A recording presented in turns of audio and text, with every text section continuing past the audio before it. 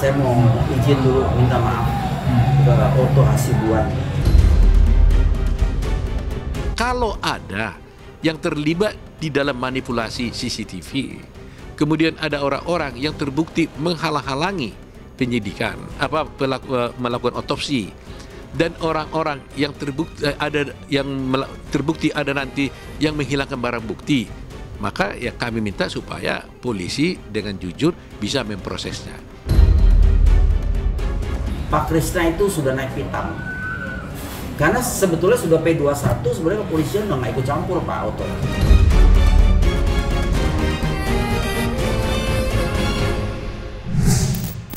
Ya dia bohong lah itu, nggak dibayar. Mana ada sih, lu mau nggak dibayar? Lu tiap hari nggak nyari duit, makan pakai apa? Lu nggak lihat hidupnya dia glamor gitu, sok jago dia.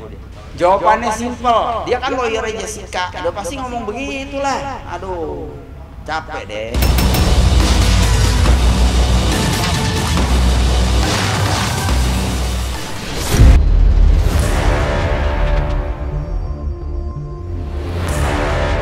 Usai namanya disebut dan direncanakan akan dilaporkan oleh Otto Hasibuan lantaran dituding diduga telah menghilangkan barang bukti, Edi Darmawan akhirnya buka suara. Ayah mendiang Mirna itu mengakui kesalahannya dalam berucap. Ia pun secara belak-belakan meminta maaf pada Otto Hasibuan. Tidak hanya meminta maaf, Edi Darmawan juga memuji Otto yang gigih mencari keadilan untuk kliennya Jessica Wongso. Seperti diketahui, dalam waktu dekat Otto Hasibuan akan mengajukan PK. Lantas, seperti apa komentar Edi Darmawan tentang langkah hukum Otto dan kawan-kawan yang akan membuat laporan terhadap dirinya atas dugaan menghilangkan barang bukti?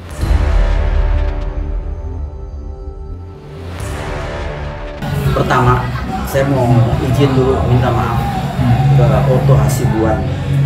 Setelah saya pikir-pikir, ternyata lawyer Otto Hasibuan ini, Bapak Otto Hasibuan, itu orang baik. Meskipun saya suka ngomong-ngomong yang kurang baik terhadap beliau, tapi beliau nanggapinya luar biasa. Senior banget. Saya mohon maaf dalam hal ini, Pak Otto, maafin saya. Meskipun saya lebih tua dari Pak Otto lah umurnya. Cuman saya jadi malu seorang Pak Otto bisa memaafkan saya hal-hal yang saya ngomongnya tidak pantas. Dan hari ini mungkin terakhir saya keluar, kalau bisa terakhir lah, jangan ditambahin lagi nih ya. Saya mau minta maaf sama Pak Otto. Izinkan maaf saya supaya Pak Otto bisa memaafkan saya. Itu sebetulnya bukan barang saya, atau saya ngumpetin data dari digital forensik. Itu pada saat 2016 itu kita ketemukan itu dengan rentetan data-data visual lainnya ya. Itu hanya dari belakang saja, yang dari depan nanti ada tapi masih ketutupan box, tapi gerakan pixelnya ada. Begini, itu bukan kita punya, itu untuk dua keperluan. Satu, AFP, Australian Federal Police, dan kejaksaan waktu P21. Jadi mohon maaf lagi Pak Otto, saya hormati Pak Otto sebagai lawyernya Jessica yang sudah berjuang maksimal, luar biasa ya. Salut saya. Nah, saya mau ngomong sesuatu yang di luar urusan Jessica, yaitu karyawan. Karyawan saya itu 4.774 orang. Yang ribut, yang udah ompong-ompong tuh 5 orang. Dia sudah dapat uang semua. Buktinya ini saya lampirkan. Ya. Mohon Ibu wartawan, Mbak wartawan nih di-upload supaya jelas. Itu duitnya pada kemana ya. Dan kemudian saya ikut ke pengadilan perdata, sudah dinyatakan, dan lawyernya juga ngomong kan, PT FICC harus mengganti, bukan saya loh. Pernyataan daripada Edi Salehin di podcastnya Karni Elias, Dia mengatakan bahwa dia punya bukti baru yang disimpannya selama ini, yang tidak pernah disampaikannya ke pengadilan. Ya kan? Dia bilang begitu kan, karena dia katanya tidak ingin Jessica hanya dihukum mati supaya tersisa, kan begitu. Nah, ini terus terang aja saya heran, karena di pengadilan jelas hakim bertanya kepada Edi Salihin, apakah ada barang yang kau simpan selama ini? Dia bilang tidak ada. Hakim Mirsa bertanya kedua kali, katanya kau sering di luaran sana, dia bilang, memiliki bukti itu, masih ada enggak? Dia bilang tidak, dan itu di bawah sumpah loh, ya kan? Ternyata dia sendiri menyatakan ada barang itu, sehingga menurut kami ini ada dugaan menghilangkan barang bukti, dan itu perbuatan pidana kalau terbukti. Ini dugaannya. Nah, itu kan satu hal yang harus dipertimbangkan oleh hakim gitu. Nah, jadi oleh karena itu kita tidak boleh membiarkan kasus ini begitu saja, ya kan?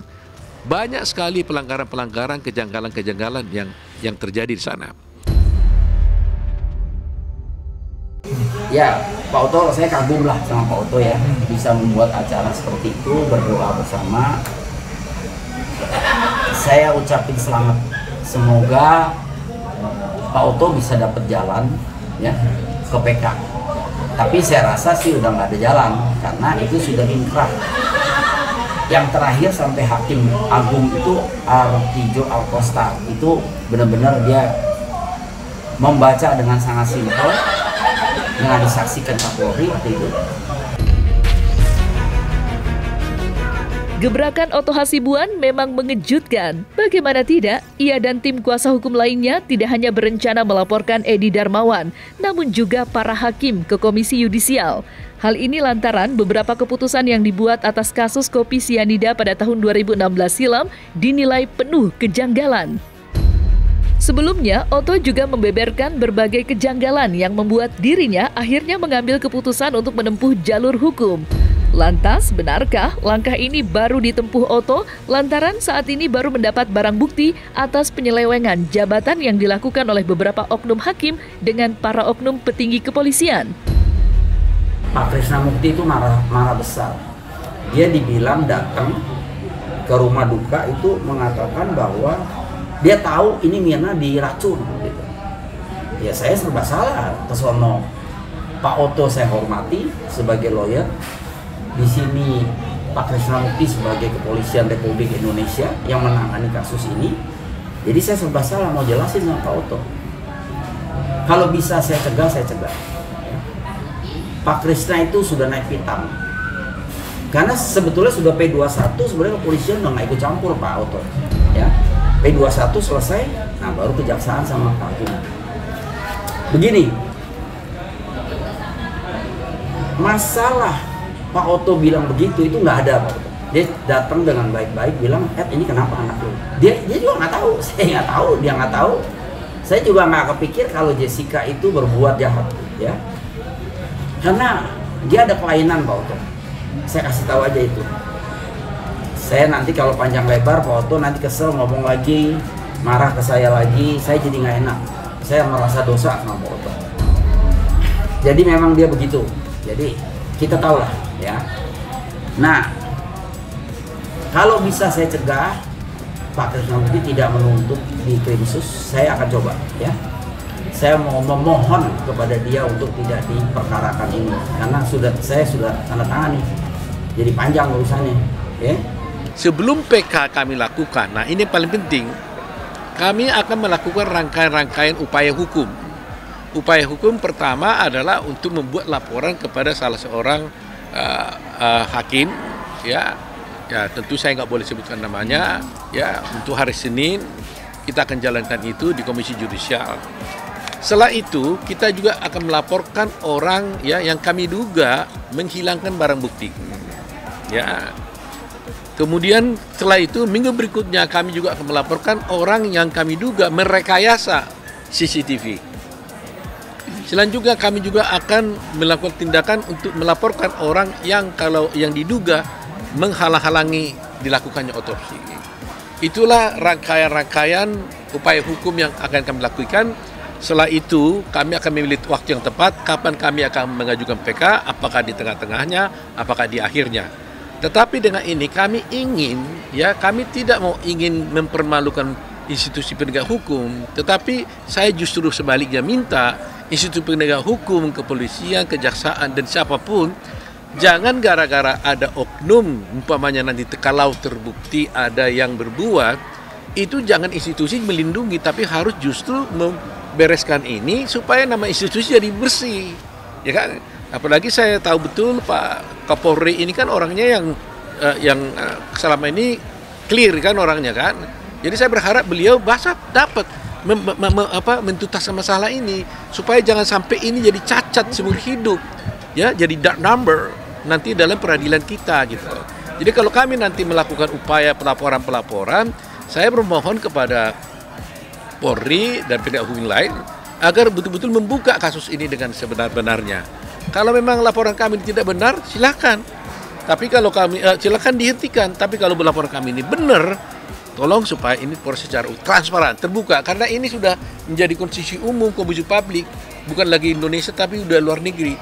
Kita buka aja. Kalau maunya ada laporan CCTV, nanti ahli akan membuktikan bahwa itu direkayasa. Kalau ahli kami nggak benar, ya sudah. Bila perlu dia dipersoalkan. Tapi kalau dia bisa membuktikan ini rekayasa, ya tolong dibuka gitu loh, kira-kira gitu.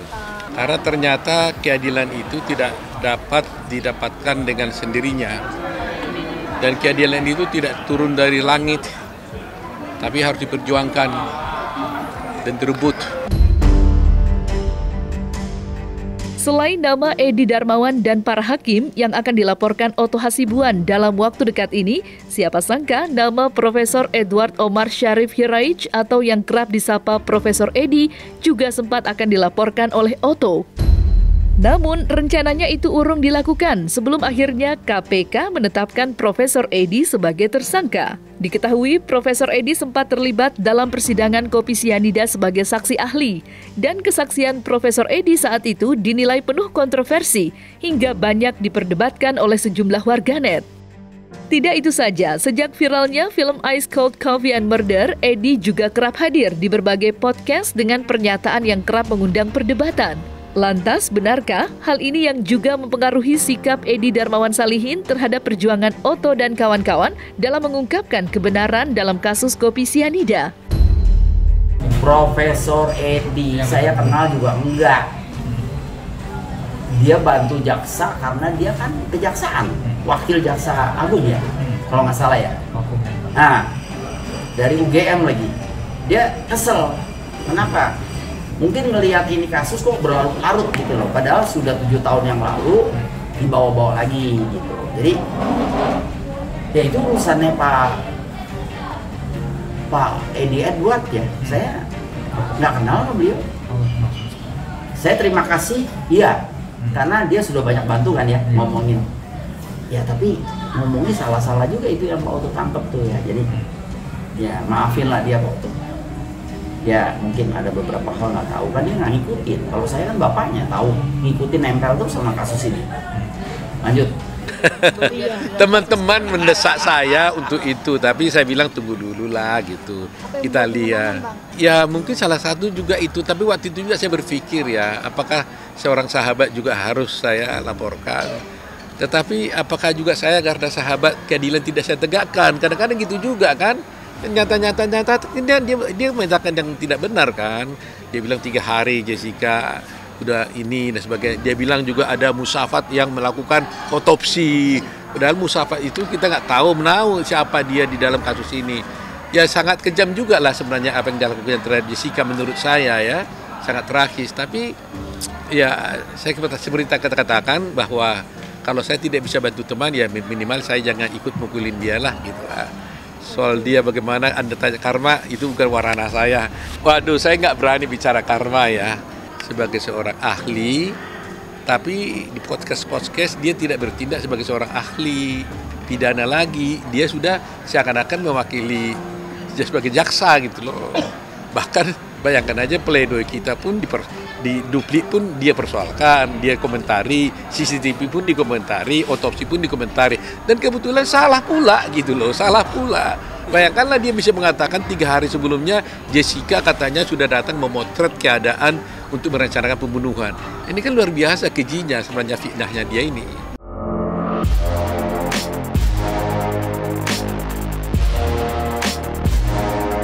Nah, selesai sudah Cumi Lovers? Saksikan terus Cumi Camp In-Depth, kabar lengkap, mendalam, dan akurat dari narasumber terpercaya. Dan jangan lupa untuk like, subscribe, dan juga share channel YouTube Cumi Cumi.